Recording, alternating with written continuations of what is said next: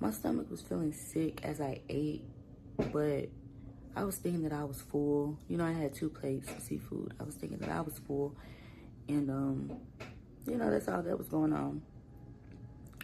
So I'm gonna let you guys know this is my second time coming to the hospital for this. The first time I stayed 2 weeks.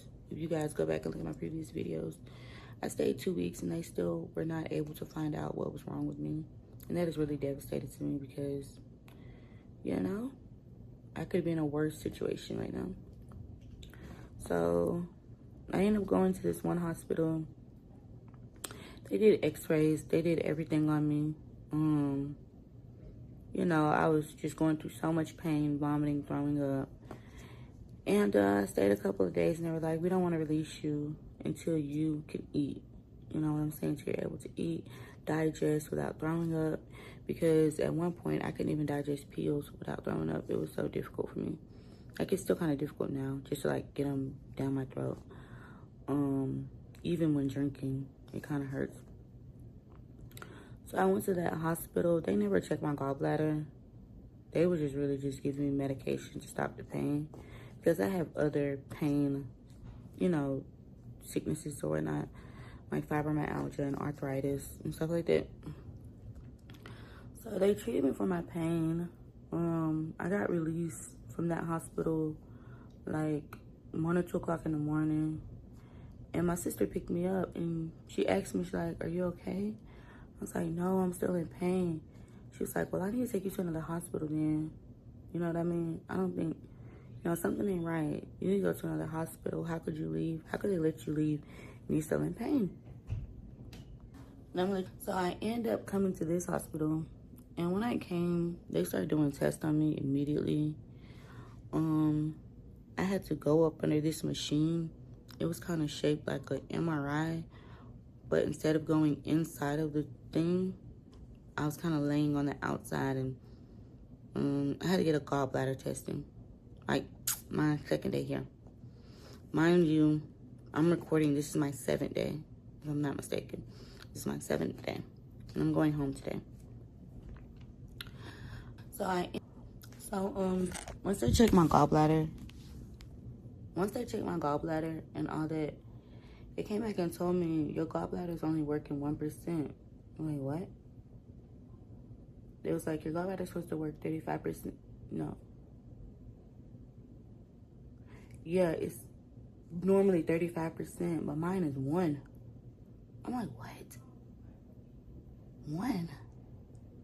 So I had so many flashbacks. Girl, I'm like, what? I hope I don't have to have a colostomy bag, all this type of stuff on me, you know, because I'm not able to digest food and keep things down. I was super, super, super duper worried. Like, worried. Because I don't want to be on a poop bag. Ew. After them putting me on the machine, I had to lay down. The test took 4 hours. 4 hours. I could not, the hospital can't give me my medication the morning of the test because they didn't want it to affect the results of the test. So they woke me up like 8, 7-ish. The test lasts for 4 hours. My stomach was hurting those full 4 hours. Like, I was having diarrhea, vomiting spells. I couldn't move. I had to just literally be still, like, for 4 hours in pain under a cold machine. So as 2 hours went by, 3 hours went by, it was like, your gut is still showing no activity. They brought the string to the side so they can show me. It's like, I'm gonna give you a cup of ice, give you a cup of water so you can drink. And your bladder should be trying to push out this water, and we should see it so we can see what type of function that you have. So they gave me the water, and I drank it, and I went to the restroom, and I came back. It was like, your bladder's not leaking anything, no fluids or anything, you know, you just digest water. So that's how they came to the conclusion that my bladder is only working 1%. And I really do thank God, you know, because it could be worse. I could have to, you know, do worse. I thank God I caught onto it in time. And thank God for my sister. She knew something wasn't right. So here I am now. I've been here 7 days. I had my first 2 bowel movements yesterday and today, this morning. I've been walking. I go walking twice a day. And, you know, this is my first time eating, like, without my stomach bothering me. You know, like it was before. But something else I didn't know, during surgery when you're under anesthesia, when they have your mouth with the tubes in it and all that stuff, it creates air in your body. It creates different things in your body. So it probably was making my stomach hurt and all that hurt for a couple of days. I didn't know anesthesia. You guys can look it up. I don't really know much about it, but my nurse just told me that air from the machines when I was sedated during surgery could have caused some of this as well. The pain after the surgery. So, when I had the surgery, I was ready. I was a little bit nervous. My mom was here. They made like 4 cuts in my stomach, 4 little incisions. And I have stitches, and I also have tape over them. And they showed me how they was able to pull the gallbladder out through the side of my navel. And it's like really, I have a big red spot. It's just little bruising. And if you guys go up and look up a gallbladder, I cannot believe something the size of a gallbladder came out almost out of my belly button. It's crazy. But I'm back and I'm better. My skin is a little bit brighter. My eyes, you know, I look a little bit more healthier. I had no idea one of my organs was not working correctly. So you guys, for that, make sure you go to the doctor. Make sure you check on your kids, check on your mom, check on your family. And if you have any concerns about your health, do not ignore it. Please do not ignore it, because it could be the biggest mistake in your life.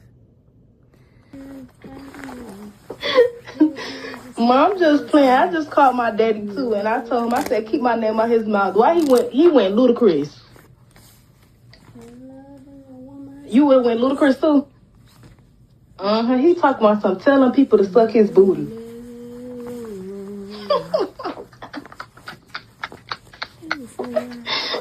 What's wrong with him, man? I told him, I said, look outside your window. You see that black truck coming around there? Duh. He told him, who coming out here? Who coming out here?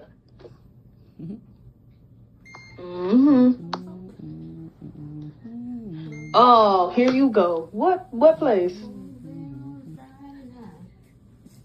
Oh, okay, I'm finna look.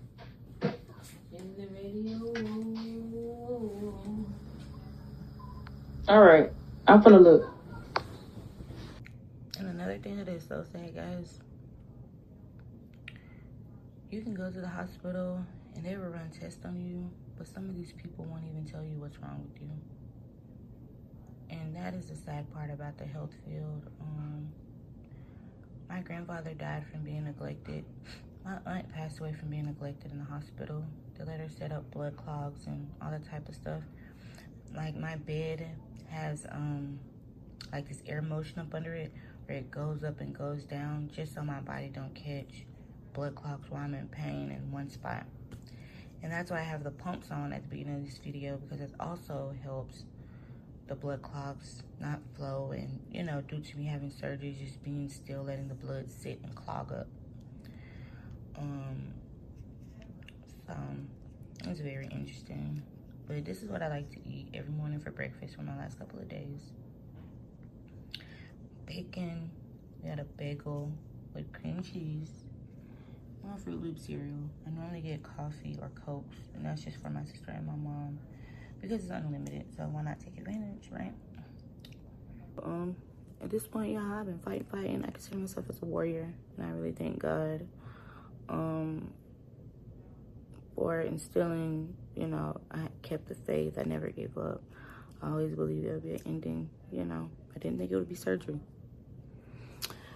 But I thank God for the people that he's placed in my path for this last week, because it has helped me tremendously.